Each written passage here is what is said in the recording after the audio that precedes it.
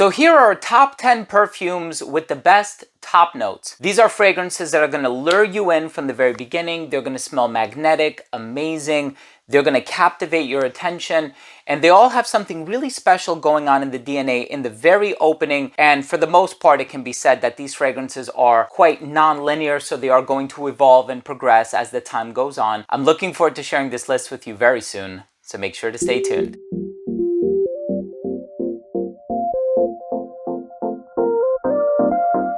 Now, before I begin today's episode and I give you my thoughts on these 10 fragrances with the best top notes, I'll tell you what I enjoy about them so much. But before I jump into the video, I do want to mention that if you're a fan of fragrance-related content, and of course, if you love smelling your best, hit subscribe, hit the bell, and give this video a thumbs up for the algorithm. It would really mean a lot to me. So again, you know, top notes are a more volatile nature, and so they are going to evaporate, they're going to etherealize, and you know, they might only linger for like 10, 15, 20 minutes depending on your skin chemistry and how concentrated the fragrance is, but that's usually what gets your attention, right? So if you're shopping at a department store, you're going to spray it on, you're going to smell those first few seconds, it's going to captivate you, it's going to capture your attention, you're going to be like, wow, this smells amazing. And all of these fragrances smell good from top to bottom. So of course, these are ones that I've owned for many years. I've acquired them, many of these a long time ago, some of these years ago, some of these within the past month, but I can tell you that these fragrances are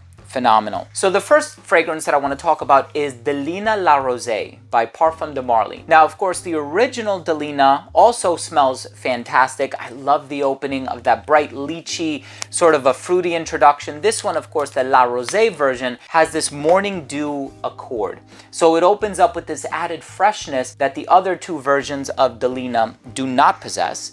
This next fragrance is, I have such a hard time standing it up. This one by Comme des Garçons is called Dot. And this one kind of reminds me of Light Blue by Dolce & Gabbana. However, this one is a little more complex in the opening. So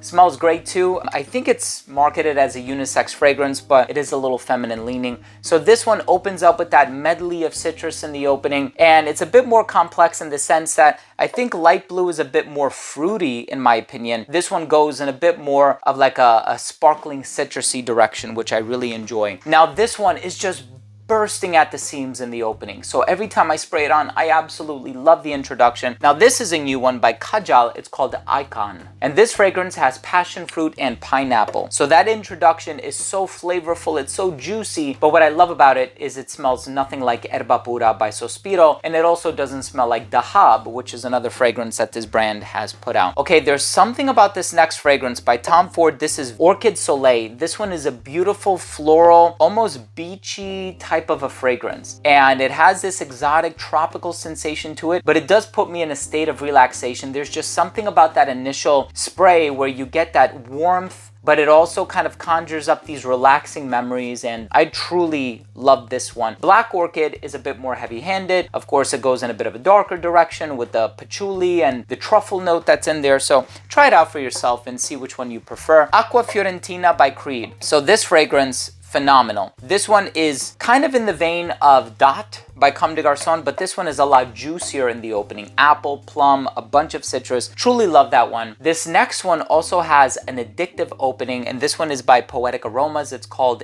Kiss the Moon. This one has some spices, it has some resins, it has amber and vanilla. This one is a very juicy, complex fragrance. I've done a review on it. I'm not sure which of these videos I'm going to publish first. I might be publishing the top 10 first, but definitely one that I think you should check out, and you can guarantee that nobody else is wearing it. One fragrance that I've always enjoyed smelling in the air is the Scent of Peace for Her by Bond No. 9. Now, the men's counterpart is also very good as well, very bright, a bit of pineapple in there. This one has tons and tons of citrus. There are so many Bond No. 9 fragrances for women that I truly love. Of course, we have Central Park West, we also have Chinatown, but those are very floral heavy, and I find that they are more about the mid notes. This is one that prioritizes the top notes, and I truly love it. We also have this next one. This is a newer release. As a matter of fact, it just came out this year, and this one by Yves Saint Laurent is called Over Red, or Black Opium Over Red. This fragrance takes that black opium DNA with the coffee and the sweetness and the patchouli, the amber, the vanilla, but it adds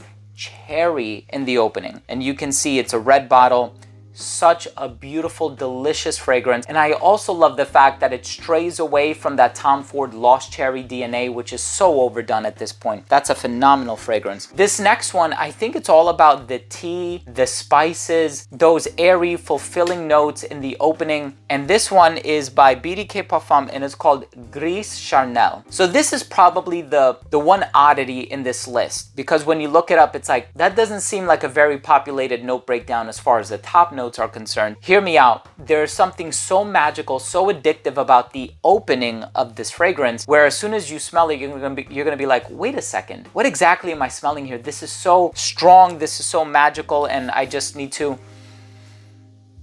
There's something so addictive about it. The tea, the spices, the cardamom, the iris, that starchy quality, it really lures you in from the start. And the fragrance that I put in the #1 spot. So this one, as far as the note breakdown is concerned, just 2 notes in the top notes, bergamot and aldehydes. But I think there's something, and I'm still smelling Gris Charnel, it smells so good. There's something about the fragrance in the #1 spot. It is so sparkling, it is so bright, it is so luminous. It just opens things up in such a brilliant manner. High quality raw materials. It is an expensive fragrance, so you are gonna have to dish out a pretty penny if you're looking to purchase this one, but please sample if you can. You know, there's always going to be a sampling opportunity online. This one has Taif rose, and it has agarwood, and it has some other floral ingredients. This is one of the most beautiful, mesmerizing, and spellbinding fragrances in my collection. By Roja Parfum, it's called Taif Oud. So let me know, what fragrances or what perfumes do you enjoy smelling just off of the top notes? Which ones lure you in? I'm always curious to hear your thoughts. Drop your comment down below.